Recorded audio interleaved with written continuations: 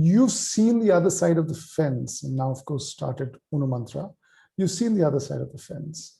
And if I were to ask you that as a facilitator who's grown, you're giving advice to a facilitator who's grown, just started, clocked 5 years, clocked 10 years, was initially training, who's moved from training mid-management to now training, C-suite people, right? And is just about getting in there. What are CEOs looking for? And you being a CEO, I'm sure you've seen a whole load of them. Information is no longer, knowledge is no longer king. Content is no longer king. You know that. Everybody knows that. You're a flick of a few buttons, you can get almost anything that you want in terms of information. I'm reminded, Elon Musk has just said all the patents go out for free. And I was like, wow. So knowledge is not king anymore. So as CEOs read like crazy, are really, really experienced like crazy, have been to a lot of them. I mean, I don't want to stereotype, but a lot of them have been to, Ivy League colleges and schools. And they have gone through several workshops in their time. So how does a facilitator, so I'll give a couple of variants to this question. So how does a facilitator add value to a CEO, or what is a CEO looking for if a CEO is getting into a workshop, which is around the space of self-awareness or self-significance or leadership? So these kind of spaces, what is a CEO looking for? I think firstly, there's too much of a halo the moment you're called a CEO. I like the way you start that. I always urge facilitators to remember that when you go in, don't imagine that halo more than you should. Because, you are going to work with, serve a real human being. And I think what CEOs need the most, though it's expected of them the most, but what they need the most is empathy. A lot of CEOs are lonely, and I think it is true. I've been there. It is lonely at the top, many, many a time, especially when there are challenging times and you cannot be open about just everything, though that's your natural style. Just like you can't tell your children everything if there's a problem, in the family. The parents just have to be able to be honest with them to an extent, but they cannot expect the child to understand everything. So there's no point in elaborating on things, right? So again, as a CEO, though there are organizations where you've got boards which are very understanding, you've got networking opportunities which allow you to share some bit of it, but it isn't an easy existence. So firstly, walk into that room having empathy for that individual.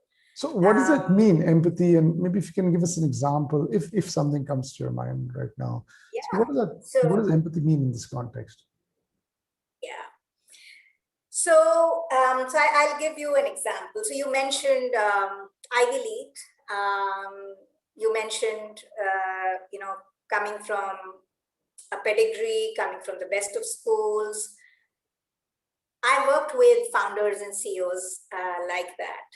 And I was called in primarily for strategy consulting. So there was this one example where I went in and the discussion ostensibly was about strategy. It was really that organization worked in a very competitive space, and there wasn't enough distinction for the consumer to understand the unique selling proposition, for the employees to really know how do they get the better of competitors. And you had a lot of stakeholders with vested interests breathing down this person, the founder and CEO's neck, literally, in terms of when are we going to get the results? When are we going to get the results? Pressure for him to really deviate from what he believed in with all his heart. the reason why he started what he did, and even the model that he was passionate about. Mm. So I walked into that door honestly, thinking this was a strategic issue and an issue where they had not really defined their core proposition, their purpose really well, and that happens in most cases. Um, but just a couple of conversations later, I understood that this extremely accomplished, intelligent, mature, sensible, worldly wise, amazing entrepreneur um, had a lot of issues in his head, which were just his. And the moment I started to see that in his conversational style, in his body language, in how he made a decision one day, but then he called me the next day feeling unsure. So this was a gentleman who had seen and enjoyed a great degree of success. Anything he touched literally turned into gold till it didn't. It didn't. Okay. So yeah, and that's where one had to sort of unpeel the layers of that onion, and as I started really going down below, so much of it started to come out, and that really educated me that don't walk into any assignment with assumptions. Even if the client is very clear on the brief they are giving you on what the outcome should be from that consulting assignment, do a little bit more homework and have a connect with the leader,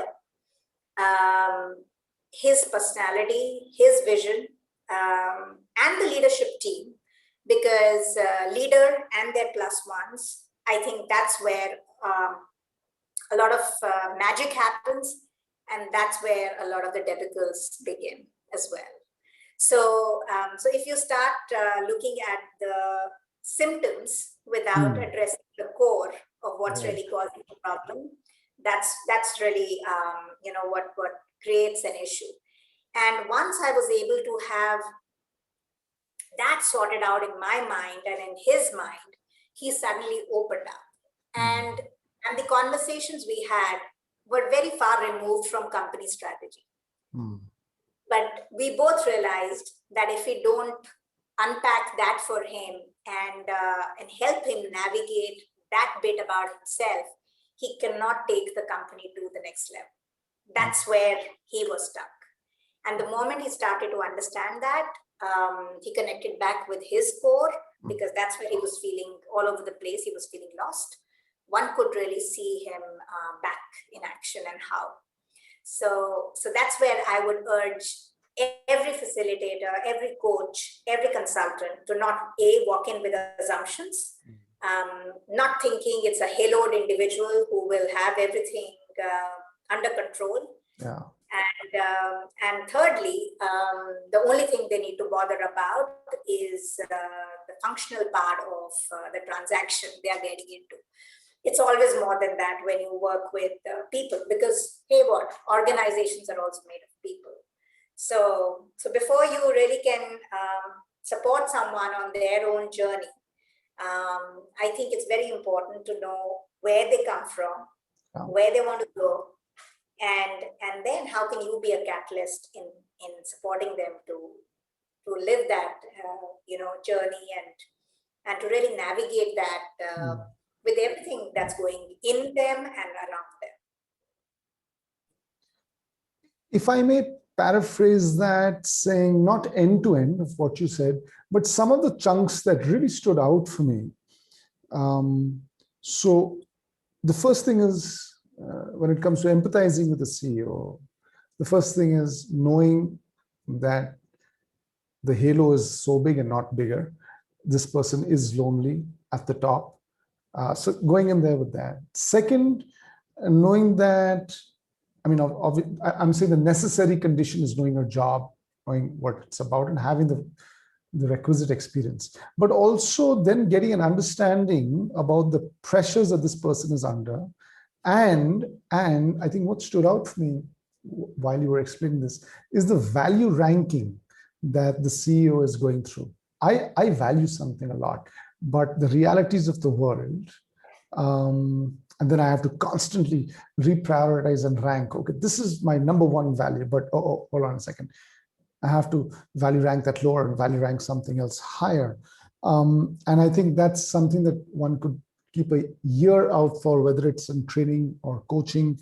And I also like, you're speaking of assumptions and checking your assumptions, checking the other person's assumptions, and getting those assumptions on the table, bringing those assumptions out. Thank you. That, I think that really speaks to that question, and people watching this, because that's a big question I get asked a lot these days by fellow facilitators and stuff. So I'm saying that could have a direct value add to people.